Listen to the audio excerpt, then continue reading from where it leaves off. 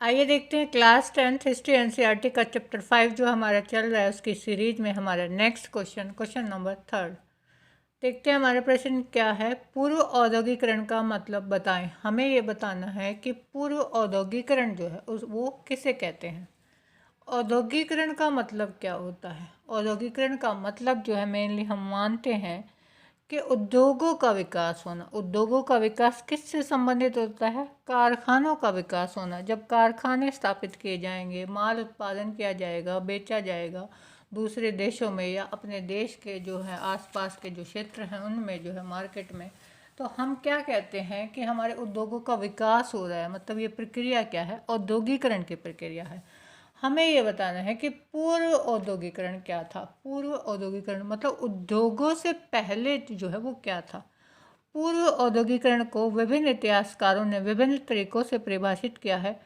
कुछ इतिहासकार फैक्ट्रियों के उदय से पहले को पूर्व औद्योगिकरण का युग कहते हैं। अब इसका क्या मतलब है कि फैक्ट्रियाँ स्थापित हो गई, ठीक है, और माल बनने लगा, दूसरे देशों में बेचा जाने लगा, उद्योगों का विकास हो गया, उसे तो हम क्या कहेंगे, औद्योगिकरण। लेकिन इससे पहले भी जो ये प्रक्रिया चलती थी कि एक देश में जो है सामान बनता था और दूसरे देश में जो है सामान बेचा जाता था। दूसरी जगह पे जो यूरोपियन शक्तियाँ थी वो अपने उपनिवेश जो उन्होंने बना रखे थे वहाँ पर जो है वो सामान को उनके लिए वहाँ वो जो है सस्ते मज़दूर मिलते थे, वहाँ उनको बाज़ार उपलब्ध हो गए थे, वहाँ वो अपने सामान को ले जाकर बेचते थे। तो इस प्रक्रिया को भी जो है कुछ इतिहासकार है मानते हैं कि वो भी एक औद्योगिकरण ही था।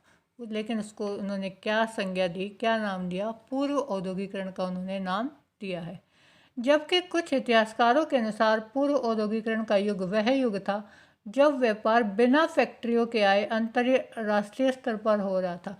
अब कुछ इतिहासकार क्या मानते हैं कि वो भी एक ऐसा पूर्व औद्योगिकरण का ही युग माना जाता है जहाँ पर फैक्ट्रियाँ तो नहीं थी, मतलब कारखाने तो स्थापित नहीं हुए थे, लेकिन फिर भी उद्योगों का विकास हो रहा था। वो कैसे कि जो यूरोपीय जो शक्तियाँ थी उन्होंने क्या किया, जो पूर्व के जो देश थे, एशियाई अफ्रीकी देश थे, वहाँ पर जो है अपने उपनिवेश स्थापित किए।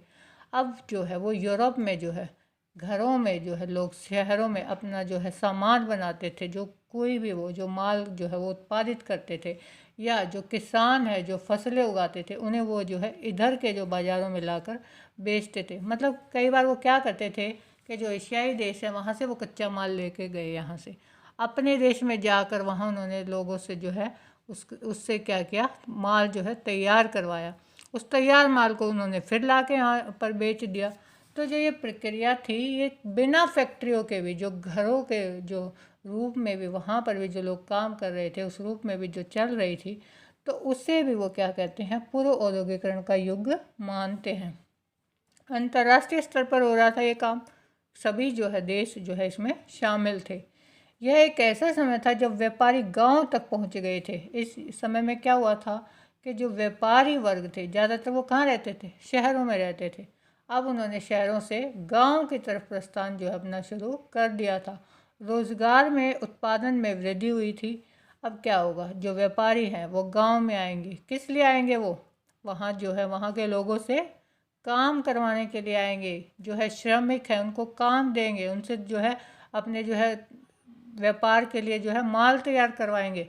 तो उन लोगों को क्या होगा, रोज़गार मिलेगा, उत्पादन में वृद्धि होगी। गांव के लोगों में, गांव की तरफ क्या है कि श्रमिक ज़्यादा मिल जाते थे उन लोगों को, व्यापारियों को। अब जो है ज़्यादा श्रमिक होंगे तो वो ज़्यादा उत्पादन करेंगे, तो उत्पादन में भी वृद्धि हुई और तैयार माल की बिक्री अंतर्राष्ट्रीय बाजार में की जाने लगी। अब जो उत्पादन होता था, जो माल तैयार होता था, वो अंतर्राष्ट्रीय स्तर पर, अंतर्राष्ट्रीय बाजार मतलब दूसरे देशों में ले जाकर जो है बेचा जाने लगा। क्यों, श्रमिक ज़्यादा मिलने लगे, गांव की तरफ माल जो है ज़्यादा उत्पादन होने लगा। अब ये तो है नहीं कि बहुत ज़्यादा माल उत्पादन कर लिया और एक जो है एक देश वहीं पर उसकी खपत हो जाए। तो हमें क्या करना पड़ता है, हमें दूसरे बाज़ार ढूंढने पड़ते हैं जहाँ पर अपने जो है माल को बेच सके, अपने सामान को बेच सकें। तो अंतर्राष्ट्रीय स्तर पर यह प्रक्रिया जो है चालू हो गई थी। जबकि उत्पादन कारखानों के बजाय घरों पर ही होता था। लेकिन उस समय में क्या था कि कारखाने स्थापित नहीं हुए थे।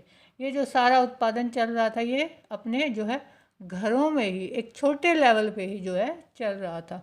तो इस तरह से जो व्यापारी हैं वो गांव की तरफ उन्होंने रुख किया, बहुत ज़्यादा माल उन्होंने जो है उत्पादित किया और अंतर्राष्ट्रीय स्तर पर वो जो है लेन देन उन्होंने शुरू कर दिया।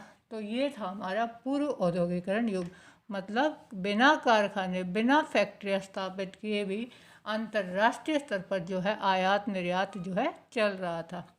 वीडियो आपको अच्छी लगी हो तो चैनल को सब्सक्राइब कर लीजिए और डिस्क्रिप्शन में मैंने मेल आईडी दिया है, वहाँ आप मुझे जो है नोट्स के लिए मेल कर सकते हैं।